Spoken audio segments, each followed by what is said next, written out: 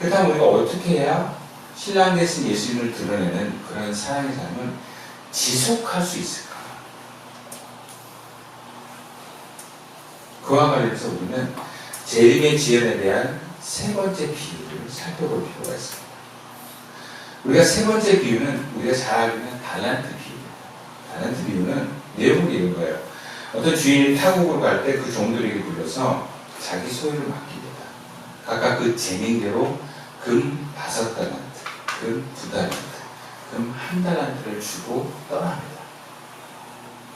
근데 5달란트 받은 사람들은 바로 그것을 가지고 장사해서 5달란트를 하게 해요.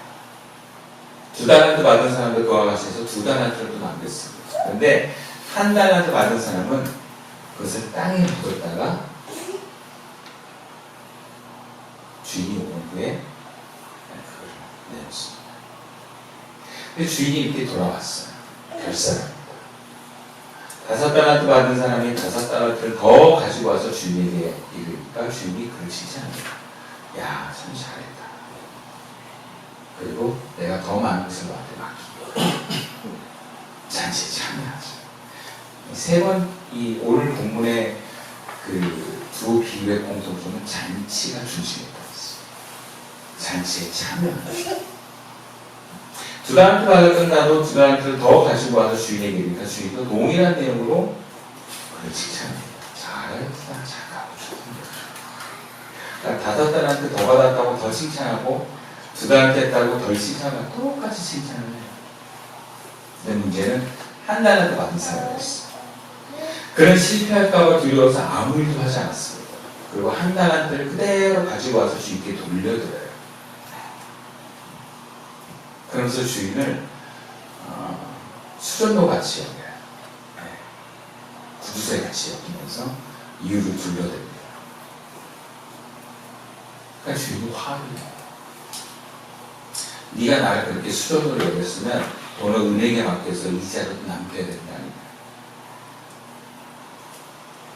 그러면서 뭐라고 하냐면 네가 받은 1달란트를 빼앗아서 10달란트 가지고 있는 사람한테 주라. 그리고 이 무익한 종을 어두운 데로 쫓으라고 합니다. 그럼 이 비유가 주는 메시지가 무엇입니까? 앞에 등불을 준비하는 열천야와 연결해서 그 이야기를 하자면 신랑 되시는 예수님을 비추지 못하는 삶을 살지 않고 안전하게 자기만을 위한 삶을 사는 사람은 구원에서 주님의 잔치에서 배제된다는 것을 알아요. 그렇다면 결국 그리스도인들은 드러내는 사랑의 삶을 사는 삶이라고 하는 것은 이 5달란트 받은 종이나 2달란트 받은 종처럼 살아야 된다라고 얘기를 합니다. 그러면 지속력과 함께 그리스도를 밝히는 사랑의 삶을 사는 것은 어떤 삶이냐? 모험하는 삶입니다. 사랑에 모험하십시오. 본문에서 5달란트 받은 사람과 2달란트 받은 사람은 어떻게 했습니까? 주인이 떠나자마자 본문에 바로 가서 그곳으로 장사했다. 바로 가서 장사했다. 여러분 이것은 모험입니다. 즉각적인 모험입니다. 아무리 싼짓돈이 있어도 장사는 다 성공하라는 보장이 없습니다. 근데 그들은 주저하지 않았어요. 고민하지 않았어요. 바로 움직였습니다. 이러한 행위는 실패를 각오하는 모험이라고 할 수 있어요. 그들은 얼마든지 실패할 수 있었습니다. 그러나 주인은 그들의 성공과 성과를 칭찬한 게 아니에요. 야, 너 5달란트 받았어? 이유를 많이 낸 게 아니라 어우 잘했다가 아니에요. 받은 재산으로 모험하고 시도한 것을 칭찬한 거예요. 그 주인은 알았어요. 그 종들의 재능을 보고 재능만큼 주었다고 기록을 합니다. 장사에서 그런 능력이 없는 종이었다면 달란트를 주지 않았을 거예요. 받은 달란트가 없다면 모험하지 않아도 됩니다. 그러나 받은 달란트가 있다면 모험을 해야 돼요. 아무리 적은 거라도. 사람들은 그렇게 얘기합니다. 나는 하나님께 은혜를 많이 받았습니다. 많이 받았는데 사랑의 삶을 살고자 하는 모험을 하지 않는다면 그럼 그것은 그 받은 달란트를 땅에 묻어둔 사람 같습니다. 그리고 오늘 본문에서 금 한 달란트는 적은 돈이 아닙니다. 달란트는 고대 중동에서 사용하는 무게라는데 한 달란트가 34kg예요. 금의 가치가 뭐 지금과 그때 다르겠지만 한국의 오늘날의 금 가치를 볼 때 1g이 보통 제가 이렇게 보니까 8만에서 10만 원 한다고 하더라고요. 1g이. 그러면 이것을 기준으로 계산하면 34kg는요 8만 원이라고 계산할 때 27억 2천만 원. 27억. 10만 원이라고 할 때 34억입니다. 그럼 하나는 더 작은 거예요. 어느 정도 사업자가 될 만한 충분한 돈입니다. 이것은 주님께서 우리에게 주시는 사랑의 어떤 도구로 쓰는 재능들이 결코 작지 않다는 것을 말해요. 우리 루이님이 커피를 내려서 그것을 운영하는 재능이 작지 않다는 거예요. 우리 하나님이 그렇게 차를 통해서 사람들에게 뭔가 이렇게 나누는 그리고 그것을 이루어가는 그 삶의 그 재능들이 결코 작지 않다는 거예요. 저는 제가 보니까 우리 마몽이가 아테님의 애들이랑 굉장히 재밌게 잘 놀았어요. 제가 조용히만 들렸어요. 나는 교회 일할래, 애들이랑 놀아할래, 나는 교회 일할래. 좀 대단한들이 야망했어. 그때 우리 정의샤고 마몽이 고위운동을 이렇게 도와줬을 때 되게 재미있어요. 놀라워요. 우리가 그리스도의 사랑을 드러낼 수 있는 나만의 재능이요. 우리 결코 작지 않습니다. 정말 크고 귀한 거예요. 중요한 것은 우리가 사랑의 모험을 해야 된다. 여러분 사회라는 게 그렇습니다. 힘들고 두렵다고 안주하게 되면요. 하나님 우리에게 더 이상 사랑을 보내주지 않아요. 실패하고 잘못하고 포기하지 않고 행하면 하나님 도와주십니다. 그걸 기회를 주시는 거예요.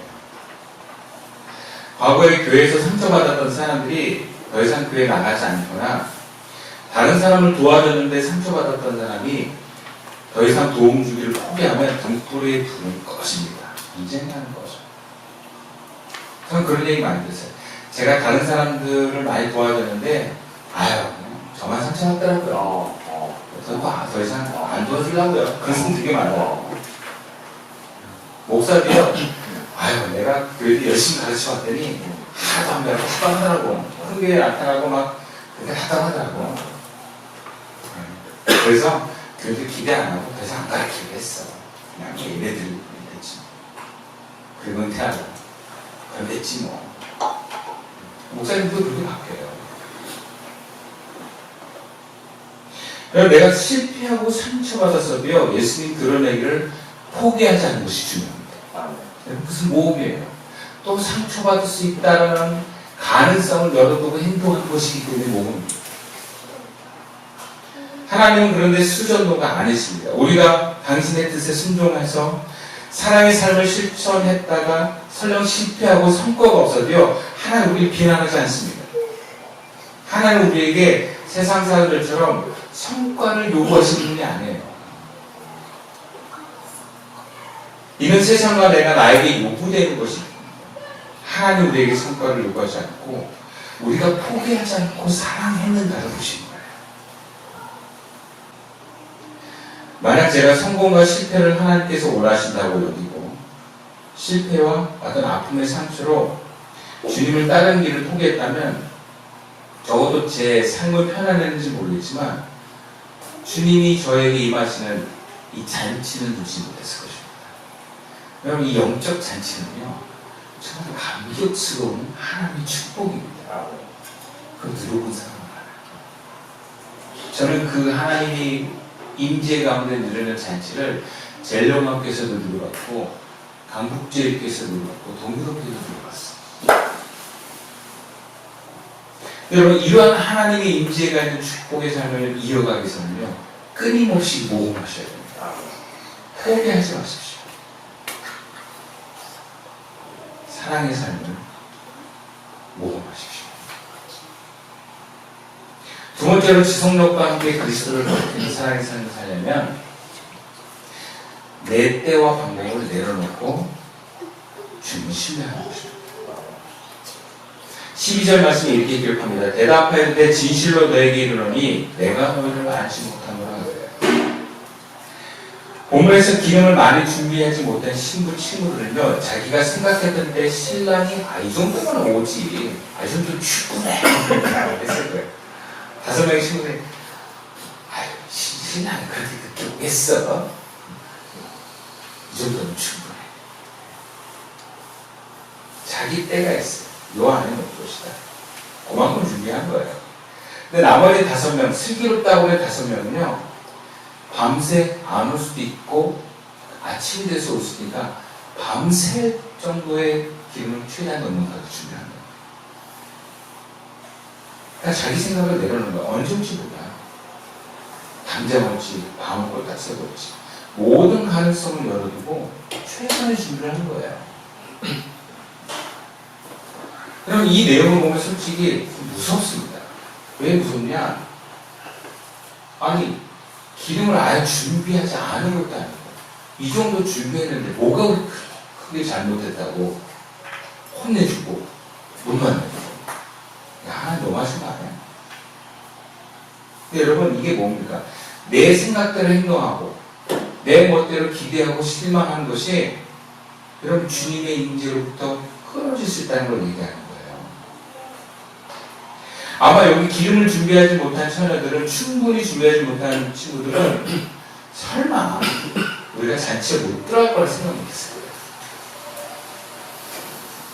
우리는 굉장히 하나님 앞에 신앙을 살면 굉장히 여러분 낙관적이라는 거 아십니까? 아유, 설마 하나님 날 버리겠어. 에이, 설마 내가 하나님의 은혜와 사랑에 맡기겠어? 자기 기대와 자기 예상과 자기 바램대로 여러분 예수님이 우리 도와주지 않습니다. 여러분 예수님은 나의 종이 아니에요. 주님 이래야 되지 않습니까? 그러신 분이 아니에요. 목회도 열매 맺으려는 삶도 아무리 그 의도가 좋아도 내 예상과 내 기대와 내 뜻은 내 때는 내려놓으셔야 돼요. 그리고 기다려야 돼요. 이것은 하나님에 대한 신뢰가 없이는 불가능합니다. 그래서 그 믿음은 우리가 성경에서 주님이 우리에게 믿음을 보신다는데 그 믿음은 뭐냐? 신뢰입니다. 저는요, 개척하기 전에 시작할 때 어떤 교회생활하든지 3년이면 다 부흥을 경험했어요. 3년이면 그냥 부흥을 충분히 경험하고 맛보기 시작했어요. 젤령학교 중고등부 성가대도 그랬고, 광국주 이렇게 고등부도 그랬고, 도민교회 청년부도 3년을 넘기지 않았어요. 그리고 그 7년까지 그 부흥을 막 누렸어요.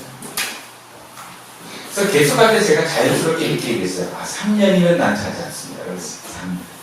어머니 3년이면 돼. 아내한테도 3년이면 돼. 그랬어요. 그 자신감과 확신은요, 과거의 경험에서 비롯된 거였어요. 여러분, 우리는 자기 경험이나 혹은 자기가 경험했던 성과와 결과의 유혹으로부터 조심하셔야 돼요.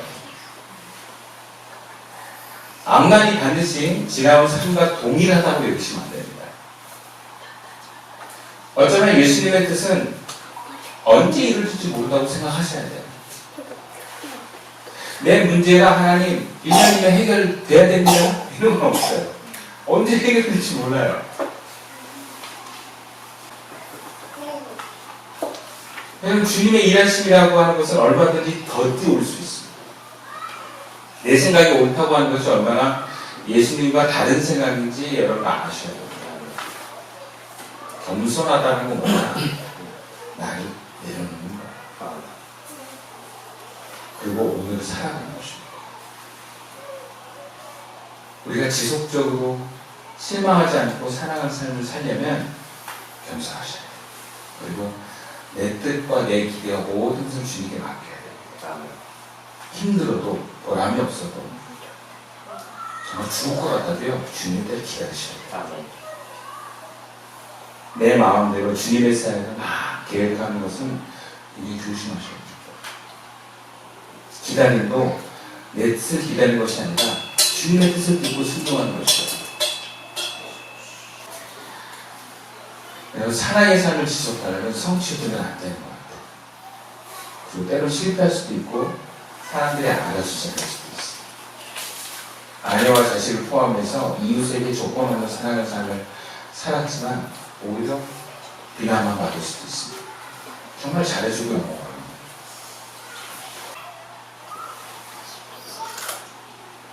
여러분 포기하지 마세요. 사랑을 포기하지 마세요. 그걸 주님이 다 아세요. 여러분 남편을 정말 사랑하고 잘해주는데 남편이 알아주지 않을 수도 있어요. 내가 아내를 위해서 정말 소리 없이 행동으로 사랑하고 정말 내가 헌신했는데 알아주지 않을 수도 있어요. 다 주님으로 하는 거예요. 그리고 사랑은 애쓰는 게 아닙니다. 주님의 마음을 받아서 성령의 일하심을 하는 거예요. 그걸 계속 배워갑니다. 말씀을 하실게요. 주님 우리가 등불의 기름을 넉넉히 준비해서 재림을 맞이하는 친구의 친구가 되는 것이죠. 그렇다고 사랑의 삶을 포기하지 않았습니다. 우리가 지치고 상처받고 억울해서 사랑의 삶을 포기하려고 할 때 그때 주님이 오신다 생각하셔야 돼요. 사랑의 삶은요 나를 만족하기 위한 삶도 아니고 남을 위한 삶도 아닙니다. 사랑의 삶은 예수님을 증거하는 삶. 나의 사랑하는 조건 없는 사랑의 삶을 통해서 예수님을 드러납니다. 그리고 그렇게 드러나는 삶 때 나는 예수님과 함께 잔치를 드리게 될 것입니다. 우리 시선교회 보는 가운데 바로 이러한 잔치가 끊이지 않는 사랑의 공동체가 될 수 있게 주님의 이름으로 축원드리겠습니다. 기도드리겠습니다.